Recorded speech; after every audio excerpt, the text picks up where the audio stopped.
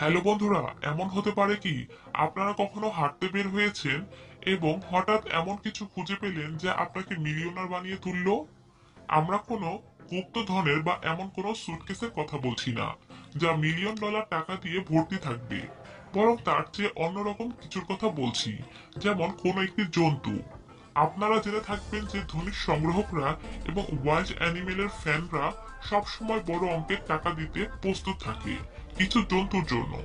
দুর্ভাগ্যবশত পোচাররা এই সুযোগের ফায়দা নেয় খুব খারাপ ভাবে।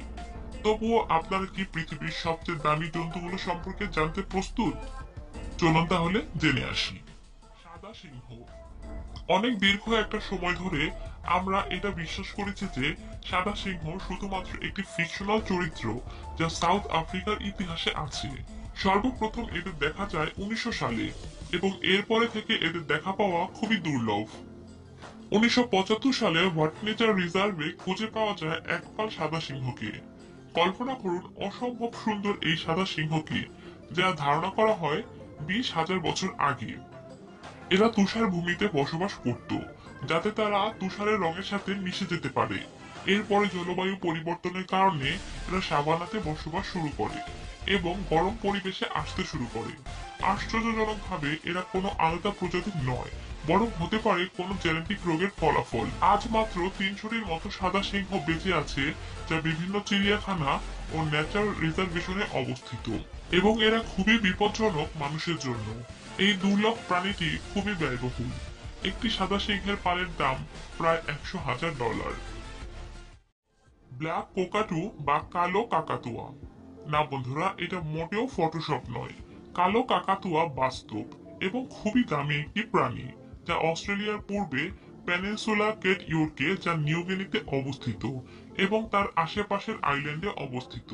এটি প্রাচীনতম প্রজাতির মধ্যে অন্যতম।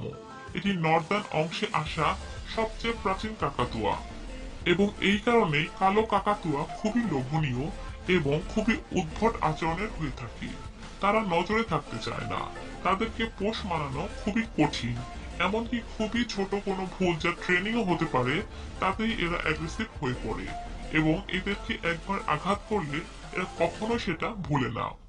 একে আপনি খাঁচায় পুরে রাখতে পারবেন না, কারণ এটি খুবই সহজে তার দাঁত দিয়ে খাঁচার দেয়াল কেটে ফেলতে পারে, এবং একে চিড়িয়াখানায়ও পোষ মানা যায় না। তাদের বাঁচিয়ে রাখা কঠিন, এবং এরা সন্তানও জন্ম দেয় না। এই প্রজাতির পাখির দেখা খুবই কম, কারণ এর খুব অল্প সংখ্যকই এখনো বেঁচে আছে। এই কারণে কালো বাজারে এই পাখির মূল্য $13,000। আয়াম সোমানি। কেন এই মুরগিটি এত ব্যয়বহুল? বেশ, এটি ছিল আয়াম সোমানি, যা খুবই দুর্লভ ইন্দোনেশিয়ান কালো ব্রিড। এই মুরগির প্রত্যেকটি অংশ কালো। শুরু হয় বুক পালক দিয়ে এবং শেষ হয় এর পা দিয়ে। এমনকি এর শরীরের ভেতরের অঙ্গ প্রত্যঙ্গ কালো। এর কর্মকাণ্ড 10 গুণ উন্নত অন্যান্য সাধারণ মুরগির চেয়ে।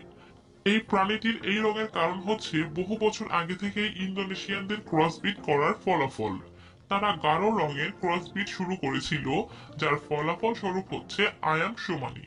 বলা যায় তারা আদর্শই ফলাফল পেয়েছে, যার কারণ হচ্ছে এই ব্রিড এতই ইউনিক ও দুর্লভ যে ইন্দোনেশিয়াতে এর মূল্য $200 এবং অন্যান্য দেশে এর মূল্য প্রায় কয়েক হাজার ডলার পর্যন্ত হয়ে থাকে।